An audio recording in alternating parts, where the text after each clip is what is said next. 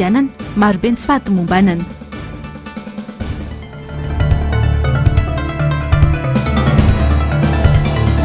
Team Congrès nasionaly efa tonga ny ankamaroany mpizaika avy any amin'ny faritra.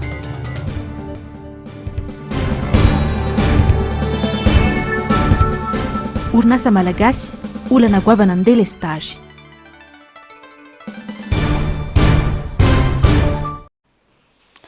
Alakamisy fa 7 ny volana Jona ny taona 2024 faly tafahoana aminao indray ny tenako anatin'ny fampalalambavao ny MBS amin'izao takariva izao manolotra ny araba ary tomboky lasy sy tomboky vasy manasanao naraka ny fotoanany vaovao hatramin'ny farany.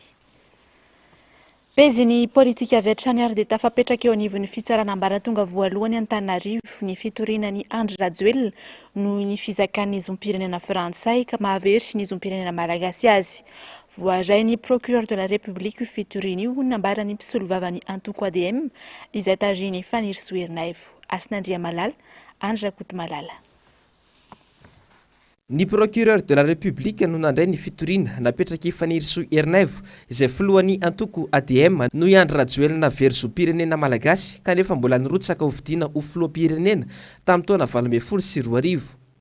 Nanaosika sy nampiasa osika Andry Rajoelina no izy efa very zom-pirenena malagasy tamin'ny taona 2024 ho ny mpisolo vavany antoko ADM tarihany Ramatoa Fanirisoa Herinaivo.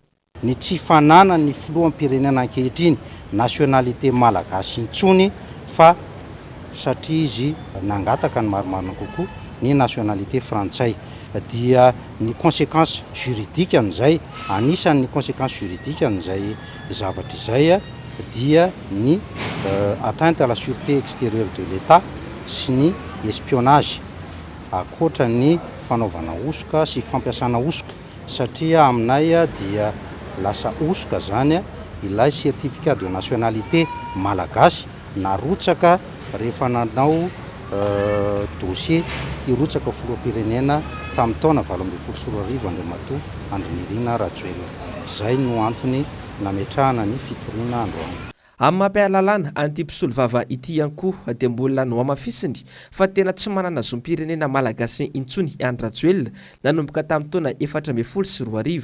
Izy ady hevitra be mantsy le hoe double nationalité tsy double nationalité ny lalàna dia mazava fa ny olon-dehibe ampitaona mangataka ny nationalité étrangère naturalisation zany dia very lay nationalité malagasy.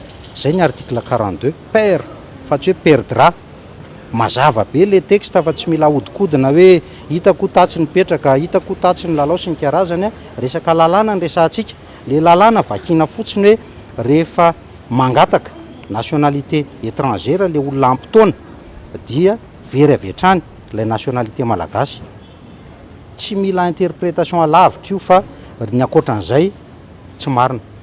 Raha mbola itoy ity fizakan'ny filoham-pirenena malagasy zom-pirenena frantsay ity ka nahavery zom-pirenena malagasy azy ka andrasana nitoy ny raharaha. Raharam-pirenena izay hatrany minitra vitsy taloha ny idiranay tato amin'ny studio dia rehefa tanterahina amin'izao ora itenenana izao ny fivoriana ny filoha-mbomiera eny Tsimbazaza andinina ny fanonganana ny biro maharitra ny antenimieram-pirenena. Mbola nitoy androany nefa ny resaka mandeha momba ny fanonganana ireo biro maharitra eo anivon'ny antenimieram-pirenena sasantsasany. Fivoriana mikatotra ny maso no hita teny anivon'ny antenimieram-pirenena androany ka tapaka fa atsahatra io fanonganana amin'ny ampandry ny biro maharitra ny antenimieram-pirenena io. Ny ariva teo anefa dia nisy indray ny fivoahan-kevitra avy amin'ny solombavam-bahoaka. Asinandria Malala sy Andry Rakoto Malala drany. Adiny samy IRD na ireo solombavam-bahoaka miravaka ny lokom-boasary no mahatonga ny fanonganana amin'ny ampahany ny biro maharitra ny antenimieram-pirenena hoy ny filohan'ny vondrona parlementaire tim. Raha ny zava-nisy teny Tsimbazaza androany nivoron-katitrano ireo solombavam-bahoaka volomboasary ary tsy maintsy nahembotra tamin'ny 3 ora teo ny fihaonan'ny député sy ny gouvernemanta. Nandeha ny adivatra sy ny kajikajy maro samihafa ny fivoriana maro tao Tsimbazaza ka tapaka taorian'izay fa atsahatra io fanonganana amin'ny ampahany ny biro maharitra io ary voatazona ny ora ihaonan'ny gouvernemanta sy ny député tamin'ny 3 ora tolakandro teo. Tafiditra ao anatin'ireo ahongana amin'ny toerany ny solombavam-bahoaka tim sady kestora fahatelo ny antenimieram-pirenena ny solombavam-bahoaka Mamy Rabenirina. raha ny fanazavana azo ny mpanao gazety nefa dia tsy nalala akory io taratasy fangatahana fanesorana ireo biraomahatra io ny avy eo anivo ny solombavambahoaka tim fa tany anaty tambajotra tserasera ho malarivany nafantaran'izany. Voalohany indrindra aloha dia tsy nahafantatra ny fisiany izany izahay raha tsy tany amin'ny tambazotra sosialy tsy nisy ny fampahafantarana anay an'izany indrindra ny avaty amin'ny vondrona parlementaire tiako Madagasikara. Endrika fanakorontanana ilay izy, fanakorontanana satria raha ny fomba fanao sy ny dingana rehetra tokony ho lalovana raha misy ilay hoe fanovana amin'ny apahany na fanesorana amin'ny toerana izay mpikambana ny biraomaharitra zay dia misy dingana hoy aho teo tokony hita-porofo aloha voafaritra any amboloany nanao faute grave, nanao fahadisoana bevava izany mpikambana ny biraomaharitra izany, ary rehefa vita izany dia izay vao natao atsoratra ary ny porofona fa tena nahavita zany eloka bevavy zany izy na fahadisoana bevavy zany dia izay mandeha lay dingana rehetra tokony ho arahana manoloana an'izany. Tsy misy anefa zany rehetrarehetra zay mahatonga any amin'ny teny hoe any amin'ny Facebook izay no mahita an'izany Arak'izany dia sokajian'ireo solombavambahoaka tim ho adiny samy IRD io fanonganana amin'ny ampandry ny biraomaharitra ny anteny meram-pirenena io. Adiny izy samy izy raha ny fijerinay ady toerana ao anatiny fa adiny izy samy izy ny avao anivon'ny vondrona parlementaire IRD izany zavatra rehetrarehetra zany fa karazany fandrebirebena raha ny fijerinay azy. Androanariva tamin'ny 3 ora no voatondro fa ifanatrihan'ny governemanta sy ireo mpikambana anatin'ny governemanta tarihan'ny Prime Ministre Jacques Christian io. Tsy tanteraka nefa io fiainan'io ka efa miverina mivory indray ireo filoha Mbomery eo anivon'ny anteny meram-pirenena izao ariva izao mandinika momba ny fanonganana amin'ny ampandry ny biraomaharitra ny anteny meram-pirenena io. Fantatra raha ny vaovao farany fa itoy rampiso ny fanonganana ny biraomaharitra eny anivon'ny anteny meram-pirenena miisa 5 ireo kasaina ahongana ary ny tena kendrena manokana amin'izany dia ny kestora fahatelo ny anteny meram-pirenena dia ny solombavambahoaka tim izany Mamy Rabenirina, ny filoha lefitra dia Brunel Razafitsiandraofa ary ny kestora voalohany ny solombavambahoaka Henri Jean Michel. Andrasana rahampitso araka izany toy nyity vaovao ity. Eo amin'izy lafim-baovao izay hatrany ary dia manameloka ny savorovora taona andiana solombavambahoaka vitsivitsy misy eny amin'ny anteny meram-pirenena ny fikambanana ny zanakampieleza ny faritany Toliary na ny fizafatao. Tsy eken'izy ireo ny fikasana anala ireo biraomaharitra mahavoakasika ny Rabenirina Jean-Jacques sy Henri Jean Michel anisan'ny mpikambana feno ao anatin'ny fikambanana ary manana ny maha-izy azy any amin'ny faritany. Miantso firaisankina avy amin'ireo solombavambahoaka avy any amin'ny faritra izy araka izany ireo zanakampielezana mba hanohitra ihany koa izao fiasika heverina fa tsy mendrika izao ary manaitra ny mpiraitan-drazana andalan'ny kolontsaina fifampiresana ka hiaro toy ny anak'Andriamaso ny fihavanan'ny samy malagasy. Pejy politika hatrany dia tafatsangana ny komity ho fanavotam-pirenena ahitana antoko politika manodidina ny 20 avy amin'ny fanoherana. Takin'izy ireo ny ametrahana ny tany-tandalana eto amin'ny tany Repoblikan'i Madagasikara ary ny fanajana andalam-pandrenana. Notanterahina androany teny amin'ny fibetoeran'ny HVM Mandraharo ny fivoriana ikaroam-baolana mikasika ny tsy fisian'ny fitoniana amin'ny lafiny rehetra eto Madagasikara. Fanadiadiny Ravirazafy Mahenina sy mbola hava-tsara. Antoko politika 20 tamin'ireo 20 amin'ny zatona sainy rodoben'ny mpanohitra ho an'ny demokrasia eto Madagasikara na ny RMDM no tonga nanatrika ny ady hevitra ho fanavotam-pirenena. Tsy misy mandeha amin'ny laoniny na ny sosialim-bahoaka na ny toe-karena no tsindrin'ny komity ny fanavotam-pirenena ihany koa ny kolontsaina. Tapaka andro tontolo no nandinihana ny zava-misy marina mampikatso ny fampandrosoana, ny tadiavana vahaolana miaraka izany ary mbola nodinihana ihany koa ny mahakasika ny fanatanterahana ireo paikaty entina manarina ny firenena. Tsy nisy mpika nefa ny ady hevitra tao anatiny ankoatra ny tokony hanajany izao mpitondra izao ny lalam-panorenana ary ny famerenana ny mahatany-tandalana ny Madagasikara. Manetsabe mbola ho avy andrafitra ireo birao anatin'ny komity ny mpikambana ary anomboka dian'izao ny asa. Tsy nitondra fanampanazavana kosa ny komity raha nanontaniana ny mety ho aky ny fisian'izy ireo amin'ny fifidianana filohan'ny pirenena. Nanapaka ny mpanao politika rehetra izay nivory teto androany fa atsangana eto amin'ny tany Repoblikan'i Madagasikara ny komity ny fanavotam-pirenena hoenti manavotra nyity tandrazantsika ity. Ny foto-kevitra hoentina miatrika an'izany dia ny famerenana ny tany tandalana ka anajana ny lalam-panorenana sy ny lalàna velona misy eto amin'ny tany Republika ny Madagasikara.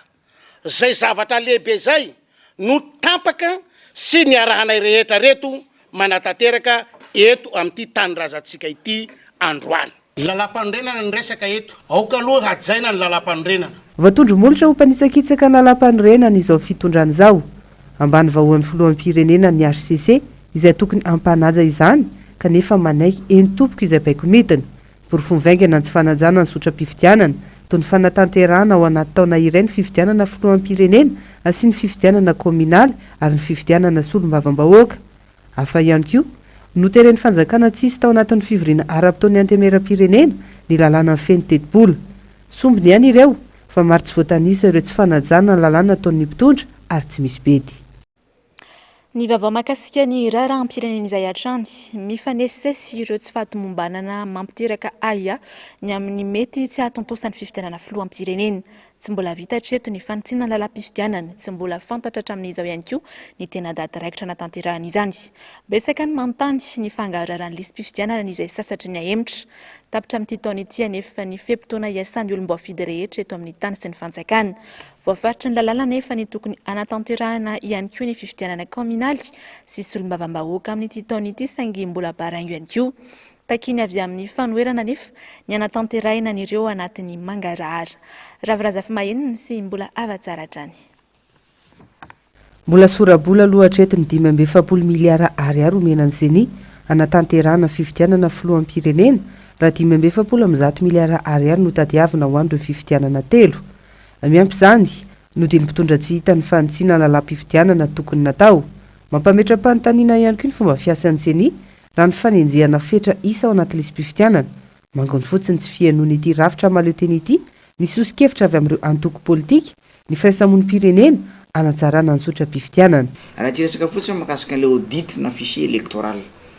Amin'izao fotoana izao mbola tsy arrêté ny listim-pifidianana. Dia fomba ahoana no ahafahanao milancer ny audit interne na audit ny fitsirena ataondreo manam-pahaizana atao anatiny. Raha ny tokony ho izy dia efa arrêté io lista io zay vao manomboka ny audit sy ny audit fa ny logiciel zay kirakirana ny listim-pifidianana dia tokony auditena mialoha. Dia tsy fantatra moa hoe ifanipaka ve sa tsy ifanipaka ny fomba fijeriny CENI sy le auditeur interne sy ny fomba fijeriny OIF. Etsika mahita izy satria zay fa niteny foana ny OIF hoe tsy mety aminay zany 2 andro 3 andro dia efa ivalide ny fichier électoral nareo fa indrindra ny logiciel zay kirakirana ny base de données mahakasika ny fifidianana. Ka zany zavatra rehetra zany amin'izao fotoana izao koa ny lalàna amin'ny fifidianana zay volavolana fanitsina nentinay avy aty amin'ny fanoherana no entin'ireo député ireo amin'izao fotoana izao hitantsika tsara ny taritra nataon'ny filan-kevitry ny gouvernemanta efa nandalo tany tokoa le lalàna fa tapitra rapitso zao ny fivoriana ara-potoana tsy tafiditra ao anatin'ny fivoriany ordre du jour ny assemblée anankiroa lay mety ho irosona amin'ny fandinihana lalàna fanitsina moa zany ny lalàna amin'ny fifidianana. Dia io izay hoe inona ny zavatra mety hisy eto afaka kelikely eo dia mampanahy ihany le izy. Fifidianana ihany anefa no takiny avy amin'ny fanoherana. Fa agnanay zany da mbola mitazona hoe alefasiko élection fa tapitra mandat pas d'excuse zany amin'io hoe dia mandeha io élection io amin'io daty zay ny femperan'io. Aza kitiny zany CENI zany. Aza kitiny zany article 42 zany. Raha aminay aty fa zahay dia efa vonona miaraka mangady sy miaraka amin'ny dada. Angalaka ny fahefagna eo amin'ny fomba demokratika. Fa aza kitiny zany HCC zany. Fa alefasy fa io vahoaka io hijoro izy hiaro safidiny ary ametraka rariny amin'ny safidim-boaka eto Madagasikara. Etsy ankilany tokony totosaina amin'ity taona ity ihany koa ny fifidianana kominaly sy olombavam-bahoaka saingy mihemitra amin'ny volana martsa izany raha ny tetiandro navoaka ny CENI hisy akondratsy ho an'ny fampandrosoana nefa izany fanapahan-kevitra izany. Tsy ratsy be raha ohatra ka tena hoe any amin'ny mois de janvier février 2024 dia tsy maintsy ho PDS daholo zany no hitantana an'ity commune efa mahery ny 1698 eo. Izy dako hoe efa anatina tetezamita zany ao anaty fitanana vonjom-boaka paritra tsy zara-pahefanana zay mamparefy bebe kokoa ny fampandrosoana any fotony zany satria ahoana moa ny tsy olom-boafidy no hitantana an'ilay commune satria raha io listim-pifidianana io zany zay fa tsy nivalide ilay listim-pifidianana ny antony maro samihafa ny soso-kevitra nomenana CENI tsy niraisina ary tsy nampiariny tsy fantatra tsony hoe listim-pifidianana ohatrany ahoana ary no hiatriatsika fifidianana eto Madagasikara apetrakinay le fanontaniana. Vonina sy ijoro izahay io kosa ny mpikatroka tim tonga avy lavitra amin'izao fotoana izao. Niompana betsaka tamin'ny fandraisana ny vahiny avy any amin'ny faritra hiatrika ny Congrès national ny TIM ho tanterahina ny voalohan'ny volana Jolay izao ny fandaharana miara-manonja androany. Mamintana amintsika ny fandaharana ry avitra Solindray be sy Tahiry Aina. Raha nijery todika amin'izao fitondrana izao dia tsy nahitana zava-baovao sy mahaliana makany amin'ny fampandrosoana toy ny sakafo maraina, atoandro, hariva, fiainana andavanandro nandritra izao fitondrana izao ny lainga sy ny fitaka ary ny rara-mafana ataon'izy samy ao anaty fitondrana ihany. Zay le fanjakana aminy tsisy mahagaga, raha tsy mampime tsy mahagaga le fanjakana, raha tsy manao kitoto tsy mahagaga le fanjakana. Fetriny za rehefa tandra vadikoditra le fanjakana izy, za rehefa hoe zay zany le régime le fanjakana, le kitotom-pitatana na lay kabraraka, lay faneriterena maro samihafa, tsindry-bokotra, tsindry azo lena, zany le endriky le fanjakana, le régime. Mame image visibilité an'le fanjakana zany de efa tsy mahagaga ny rehetra tsony, rehefa tsy misy an'izany ary de izy ny rehetra ohatry fa ahoana indray reto ny tsy nanao skandale, fa efa fiainana le izy de efa zary firesaka zany eny ambava ny fiarahamonina rehetrarehetra eny zany resahantsika rehetrarehetra any. Ankoatra ny firesahana ny fiainam-pirenena tahaka ny mahazatra, niompana betsaka tamin'ny fanatanterahana sady ny Congrès national ny antoko politika atiako Madagasikara ny fandaharana. Efa tonga maro ireo avy any amin'ny faritra, maneho fahavononana sy fanantenana, hananana fiainana tsara kokoa izy ireo amin'ny ho avy. Zany hoe sady efa mandeha le fanetanana sy fampahafantarana. Fahalavirana sy ny asahotan'ny fiainana sy ny raharaham-pirenena amin'izao aloha de mety solotena isaky ny commune no tonga araky ny fandaminana. Le teniko hoe avitra ho an'ny firenena tia firaisankina tsika rehetrarehetra. Tamin'ny taloha hoe nisy natao firaisankina-pirenena fa izao indray dia avitra ho an'ny firenena ny tanjona. Eny fa na de na ny TGV ny ovafoara dia raisinay hiaraka hanavitra ny firenena. Betsaka ny sedra niatra teto tamina ny filohanay ary nalefa tany Afrika Atsimo de maro reo nanesy tsy verina tsony iny. Fa io tahaka ny volamena latsaka ambovoka, arakaraky ny izy ao anaty ambovoka tsy maintsy mihiratra. Ka dia zay rehetra zay zany de iarabana tsika toko tima rehetrarehetra. Arak'izany dia efa vonina sy mipetrapetraka avokoa ny lamina andraisana ny Congrès national ny atokotiko Madagasikara izay hiavaka amin'ity taona ity satria dia taom-pifidianana efa tonga ihany koa moa ny ankamaroan'ny mpizaka avy any amin'ny faritra hiatrika io fihaonam-bianomboka raha ampitso io. Nzava-ndre Mahefa sy Mathieu Prince. Ray andro melohan'ny fotoana nomboan'ny Congrès national ny antokotiko Madagasikara efa mipetrapetraka avokoa ny lamina rehetra andraisana ireo mpizaika na ny fandaminana amin'ny ankapobeny. Efa marainy koa ireo mpizaika avy any amin'ny faritra no tonga eto Antananarivo renivohitra natrika izany. Raha mpitso 30 jona no hanomboka ny Congrès amin'ny alalan'ny fiofanana sy ny fanomezana toromarika ho an'ireo mpizaika rehetra manirana ny nosy. Raha malala fa ny Congrès national amin'ity taona ity dia miavaka kely satria tafiditra tanteraka ao anatin'ny vanim-potoana anomanana ny fifidianana ny filoham-pirenena izay tsy maintsy ho tanterahana amin'ity taona ity. Io ihany koa zany nanarotany atao anatin'ny antoko nanomezana toromarika sy fampiofanana ireo mpizaika sy ny fikatroka tiako Madagasikara rehetra manerana ny nosy mikasika an'izay fanomanana sy ny fikirakirana an'izay fifidianana izay fa nanomboka moa zany ny toromarika hatrany amin'ireny le fampidiran'olona ao anatin'ny lisy mpifidianana tamin'ny alalan'ireny refonty ireny dia amin'izao fotoana izao moa dia ampiofanana ihany koa ireo olona ireo mikasika ny fanamaso mandritra ary aorian'ny fifidianana satria ny tanjona ho kendrena araka ny voalaza zay dia hoe ny ananantsika fifidianana avoka mpifidianana madio mangarahara ny kely be sy ny maro. Nahatonga solitena ny avy any Analanjorofo, Antsinanana, Hamenabe, Antsimo Andrefana, Handroy, Aboeny ary Alaotra Mangoro aloha teto.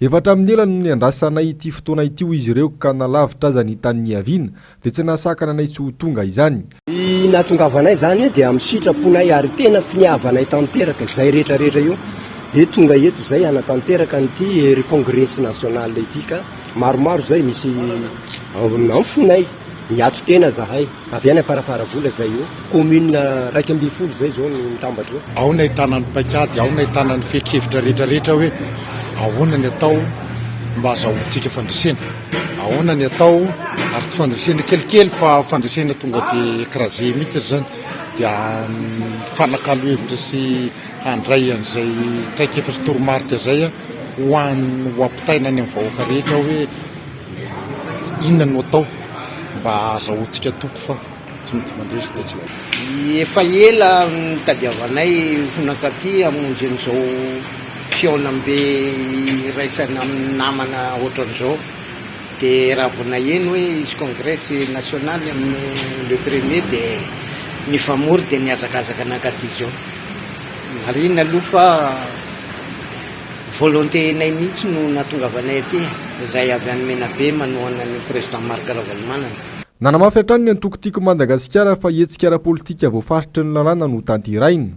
Ny lalàna no manery ny antoko anatanteraka ny kongresy akainona fa hizotra tsy akany sy andava ny hetsika izay ho atao. Fanatikarana an'izany efa dia misy ihany koa ny fipetrapetraky ny fitondram-panjakana amin'ny hoe tsy maintsy azahoana lalana amin'ny tompon'andraikitra mahefa ary dia efa nitanterahana moa izay fangatahana zay ary no izahana misy anaraka an'ireo fipetra rehetrarehetra ahafahana manatanteraka azy ohatra hoe toerana mifefy tsy tokony misy ny olana eo fanakorontanana na ny filaminam-bahoaka na ny fifamoivoizana dia mino izahay fa na faktora nametrahana azy na ny toerana ny safidina natanterahana azy dia mafeno tanteraka ny fepetra zay takiny lalàna amin'izay fahazahoan-dalana zay. Androany izany toy ny fizarana baditra ho an'ireo manam-pikasana natrika io fotoan-dehibe ho an'ny antokotiko Madagasikara io. Etsy amin'ny foibe ny antokotiko Madagasikara sy ny lodibe ny mpanohitra ho an'ny demokrasia eto Madagasikara, etsy Belera no ahafahana misitraka izany. Politika izay hatrany dia efa tsy magaga ny mpanara-baovao intsony ny fanenjehan'ny mpitondra ny mpanohitra any ka mibaribary fa tsy mifantoka intsony amin'ny fitantanan-draharaha izy ireo fa nitsakisana ny androm-panjakana no misy ary mampiseho tsotra izao fa matahotra ny avy amin'ny fanoherana ny olona ny fitondrana rehefa mihamana akaiky ny fifidianana. Resabe mbola hatramin'ny androany nanesorana ny mpiambina ny Flora Valomanana nisy tamin'ny solombavam-bahoaka avy amin'ny fanoherana ihany koa natao toy izany. Ravora Zafimahenina sy mbola avatsara. Baiko midina avokoa no nitahotra ny mpanohitra amin'ny ankapobeny ary tahotra ny Flora Valomanana manokana no anisany nanesorana ireo mpiambina akaiky azy ataorian'ny fahombiazany hetsika nataony tiako Madagasikara tany Antsirabe. Na io aza ny fanenjehana ny mpanohitra dia hoe mahazo vahana ny fanoherana araka ny ara-panorenana 724 tsipika aotra ray ao amin'ny andininy 5 manana zoso tombotsoa maro ny filoham-pirenena teo aloha izay takiny lalàna ny fampiarana izany atao ny fanomezana mpiambina akaiky azy. Mampiaia ihany ny zava-misy amin'izao akatoko ny fifidianana izao fa na ireo solombavam-bahoaka avy amin'ny fanoherana tokony hisitraka izany mpiambina izany azy dia nisorona ihany koa. Ny zo ananan'ireo toko olona manasata manokana tsy filoham-pirenena rirana izy eo ilay filoham-pirenena fa ireo solombavam-bahoaka izay tsy miaraka amin'ny fitondrana amin'izao fotoana izao efa nisorona daholo koa ny mpiambina anazy manokana. Izany ataoko hoe tsy fahazakana fahefana zany ho an'ilay mpitondra amin'izao fotoana satria raha ny règle démocratique normale zon'ilay olona ilay satria manana sata manokana mifehy azy anie zany filoham-pirenena teo aloha zany dia fanalahanao azy an'izany zony zany dia midika fa nitsakitsahanao mihitsy le andrim-panjakana misy eto Madagasikara satria tadivo tsara matoa na nimetraka atsika sata manokana ho an'ireny olona reny dia ny andrim-panjakana mihitsy zany no itsakitsahan'ilay mpitondra dia mialatsiny moa mitena an'izany satria misy mpibaiko reny ary le olona baikona koa tokony tonga saina satria ty fitondrana teny raha pitso avokapitso efa tsy ohatsony dia hoay zary nareo le mpanana tanteraka baiko reo dia averiko foana hoe tsy tsara ho antsika raha ohatra ka verimberina eto fa faty izay tsy mahatsara ny firenentsika ao anaty le avancée démocratique. Mezaka miaro mafy ny mety ho firotsahan-ko vidiny ny mpitondra ankehitriny ka mezaka mafy mamorona izay azo foronina amiliana ny saim-bahoaka anaronana ireo tsy mety rehetra amin'ny fitantanan-draharaha-mpanjakana isandreny fa nitsakitsahana ireo lalàna velona eto amin'ny firenena. Ny vaovaon'ny toe-karena kosa indray voatapitra ny valanaretin'ny Covid-19 dia niditra indray ny valanaretin'ny délestage hoy ny nambaran'ny filohan'ny syndikany indostria eto Madagasikara androany manoloana ny olana sedra ny orinasa malagasy amin'izao fotoana izao. Fanadihadiany Zavandre Mahefa sy Mathieu Princy. Olana goavana trehan'ny orinasa mpamokatra eto Madagasikara ny fahatapahan-jiro na ny délestage lavariny misy eto amintsika. Any 700 orinasa malagasy anefa no mba efa tafarina tao aorian'ny fandalovan'ny valanaretina Covid-19 iny asaingy voasopatra amin'ny fahatapahan-jiro lavariny izao indray. Fa noho ny vita ny valanaretina Covid dia niditra indray ny valanaretin'ny délestage. Amin'izao fotoana dia sahirana izahay ary efa misy antso avo ataony eny amin'ny filohan'ny pirenena sy any amin'ny ministera voakasika izany satria amin'izao fotoana izao dia rehefa mipetraka ny délestage adiny enina na adiny valo dia mazava ho azy fa tsy tafarina ny orinasa satria tsy miasa ntsony izy. Lasa miakatra avy roa na avy telo eny ny vidin'ny entana satria mampiasa groupe, sy afaka mampiasa groupe. Ny tsy afaka mampiasa groupe dia tsy mamokatra nefa tsy maintsy mandoka raha mampiasa, dia rehefa tonga zany ny masokarinan'ny entana dia lasa miakatra ambony be le izy. Dia eo indrindra ny mahatonga ilay mitady manao hika makany amin'ny mpitondra fanjakana hoe ampio zahay. Akoatra izay, mbola ao anatin'ny sehatra tsy manara-dalàna avokoa ny 5.7 ny orinasa eto Madagasikara. Orinasa madinika an'ankamaroany.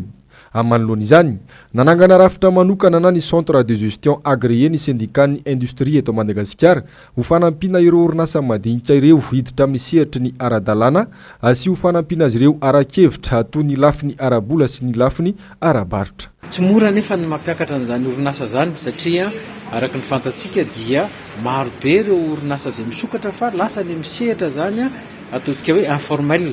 Ka izay indrindra ny nahatonga ny SIM zany izay miara-miasa amin'ny PNUD hoe andaontsika anohana an'ireo orinasa ireo mba hiditra izy zany aty amin'ny secteur formel ary dia ampiana ry zareo mba azo zany tombony sy azo ny ataontsika hoe torohevitra rehetra mba ahafahany zany mivoatra sy mampandroso ny orinasany.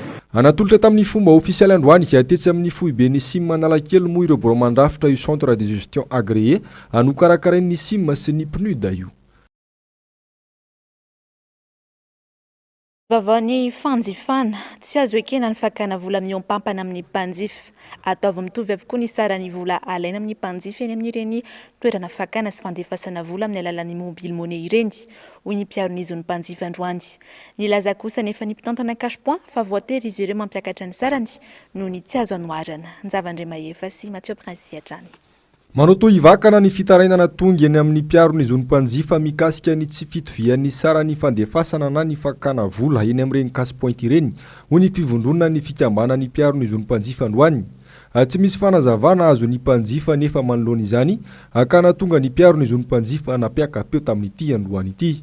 Satria le olona zany ny mpavahoaka mpanjifa amin'izao fotoan'izao efa sahirana amin'ny resaka ara-bola dia mbola misy indray ity ilay hoe tsy fitoviana tarifa. Meko ohatra zany tsika zao ohatra ny hoe raha andefa vola any amin'ny faritany ny olona eto Antananarivo dia samy manana ny sarany andefasana an'izany ireo opérateur. Zay indrindra ny mahatonga anay milaza eto ny hoe tokony ho asiana tarifa unique ary mila fampidiniana zany zavatra zany mba ho tombotsoan'ny rehetrarehetra. Anisan'izay koa ohatra zao ararodiko eto ny hoe raha apiditra crédit na hividy carte Telma na Orange na Airtel amin'ny mpanjifa dia misy sarany ariary zato. Tsy azo ekena zany, tsy nisy fampifantarana an'izany ho tombotsoa amin'ny mpanjifa no tedavina eto. Ka raha ny opérateur Orange sy ny Telma no anararotra mpanjifa izay ao anatin'ny fahasahiranana dia tsy ho ekenay mihitsy kosa zany mialatsiny fa misy lalàna eto Madagasikara. Nilaza kosa nefa ireo mpitantana cash-point androany fa tsy avy amin'izy ireo ny fototry ny olana tsy mampitovy io sarany alaina amin'ny mpanjifa io fa avy amin'ireo mpandrara ara-telefônina misy atelo eto Madagasikara. Dia ny zava-nisy nefa ao anatin'ny fiakaran'ny vidim-piainana indrindra no mihena ny commission anay mihena hatramin'ny roapolo isanjato. Tena mahagaga zany satria ny vidim-piainana miakatra be ianao zany midina ny karamanao. Nanomboka teo dia lasa manao zay ahafahana mivelona sisa ny cash-point satria raha ny commission teo aloha izay nahafahany mivelona tsy mahavelona azy tsony nanomboka tamin'io volana io. Dia lasa tsy maintsy nanao zany ny cash-point satria ny antson'ny opérateur hoe ahoina ny vahaolana atao tena lasa tena niena be dia hoe samy manao zay ahafahany survivre sisa aloha zao fa tsy mbola misy vahaolana hitany. Dia tena tsy maintsy nanao zay raha mahita angamba nareo tena manerana Madagasikara samy manao zay tiany ataony ny firehana dépôt sy ny retrait eto Madagasikara. Mangony fotsiny ho izy ireo nitrangana fisolokina sy ny fanafiana miatra aminay. Ny insécurité anay ny resaka fisolokina tena betsaka. Anisan'ny victime tamin'ny resaka fisolokina zazo amin'ny teny zao. Misy ny soloky 700 000 ariary zay zahako. Raha misy ny soloky 700 000 ariary lany fotoana aloha ianao vezivezina kany amin'ny Telma fa tsy mahita rirany fa hoe mandehana makany amin'ny polisy aloha mitory manao réquisition tonga any amin'ny polisy ianao dia any amin'ny tribunal mbola 30 000 ariary ny droit an'izay Amintsika miteny zao tamin'ny herintaona zay zavatra zay fa hatramin'izao ny tribunal sy ny telma mbola tsy niantso anahy hoe efa mba mivaly le 700 000 ariary misy zavatra tokony hojerevana hoe tokony hamorainy zay zavatra zay satria zay partenaire andry zareo resaka partenariat resaka eto mampiasa voly zay. Efa nangataka fionana tamin'ireo orinasa lehibe misy telo eto Madagasikara ireo moa ny mpiarony zony mpanjifa ny 12 ny volana jona lasa teo saingy tsy nisy valiny izany manakandroany. Amilaza ny ampiatra ny lalàna araka izany ny mpiarony zony mpanjifa raha Minimanao Bemarenina ireo orinasa ireo. Ny vavaon'ny fanatanjahantena dia nahemotra ny fifidianana filohan'ny seksiona misy olana eo amin'ny ligy eo amin'ny taranja baolina kitra hoy ny fanambarana navoaka ny Voamera mpikarakara fifidianana eo anivon'ny FMF androany. Tsy misy fiovany kosa ny daty efa voatondro ho an'ny seksiona tsy nahitana olana. Asinandria Malala, Andrakoto Malala. Ny fahavalo sy ny fahasivy ny volana Jolay ho avy izao no anatanterahana ny fifidianana filohan'ny seksiona ho an'ireo mananolana ho an'ny taranja baolina kitra. Tsy misy fiovana kosa ny daty efa voatondro anaovana fifidianana ho an'ireo seksiona tsy manana olana hoy ny komity mpikarakara ny fifidianana eo anivon'ny Federasiona Malagasy ny baolina kitra androany. Eo anoloan'ny olana sambihafa eo amin'ny fikarakarana dia nivory ny voamiera roa dia ny voamiera ny fifidianana sy ny voamiera ny resaka fitoriana ka nanapa-kevitra ny anisy fanemorana ny tetiandrom-pifidianana izay napetraka ho ny voalohany sy ny faharoa ny volana Jolay ho avy izao. Io fanemorana io dia mba ahafahana mandinika ireo fitarainana isatsokajiny sy ireo fitoriana. Tsara ho marihana fa ao anatin'ny vanim-potoana fanemorana io dia tsy hisy intsony ny fandraisana natota taratasy filatsara ny fidiana vaovao na régularisation. Na izany aza nefa dia tsy hisy fanemorana ny fifidianana ny daty ny voalohany sy faharoa Jolay amin'ireo farim-pifidianana circonscription tsy nahitana olana mihitsy ary efa voatsara ny fitoriana momba izany. Ny fiemorana eo anivon'ny section izay nahitana olana ihany no atao ny fahavalo sy ny fahasivy ny volana Jolay ny fifidianana. Eo amin'ny vaovaon'ny finoana katolika romanina kosa indray ary dia natolotra androany ny palioma maharsevek'Antananarivo ny Monseigneur Raoelson Jean de Dieu. Nandritra ny sorona masina natao tao amin'ny chapelle papale ao amin'ny bazilika ny Masindahy-Piera ao Vatican Rome no nanaovana ny lanonana. Isaky ny 7 jona tahaka izao no ankalazain'ny Église ny fetin'ny Masindahy-Piera sy Paoly ka nilorana ny palioma.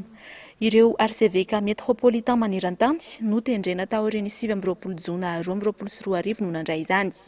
Ny palioma moa dia lamba kely miloko fotsy vita amin'ny volonondry misy sarin'ny hazo fijaliana.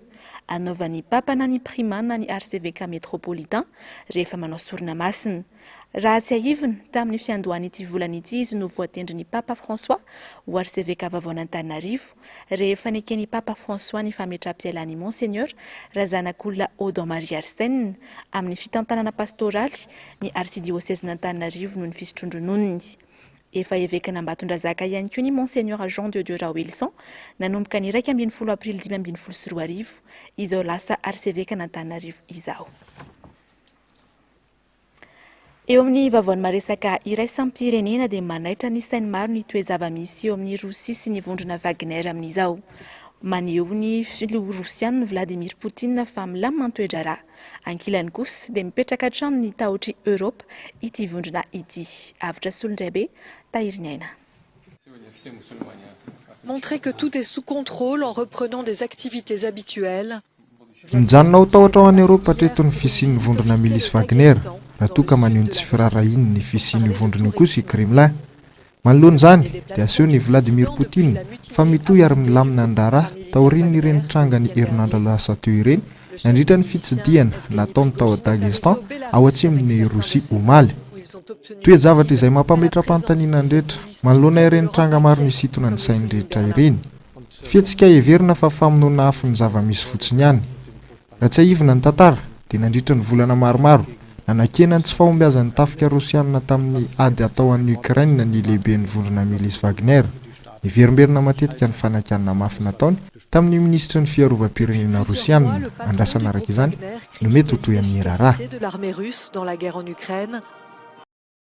dia izay ihany koa ary no manakatona ny pejy ny fampahalalam-baovao tamin'ity androany ity mankasitraka fiainanao nanaraka izany hatramin'ny farany hoarahinao rehefa avy eo tahaky ny mahazatra aoriany fampahalalam-baovao ny fandarana ahoana marina sy ny fandarana global news aorian'izay kosa nanarahantsika ny oronan-tsary make me believe ny tena kosa ry ametraka ny veloma mandrapitafa ho amin'ny rahampitso indray tompoka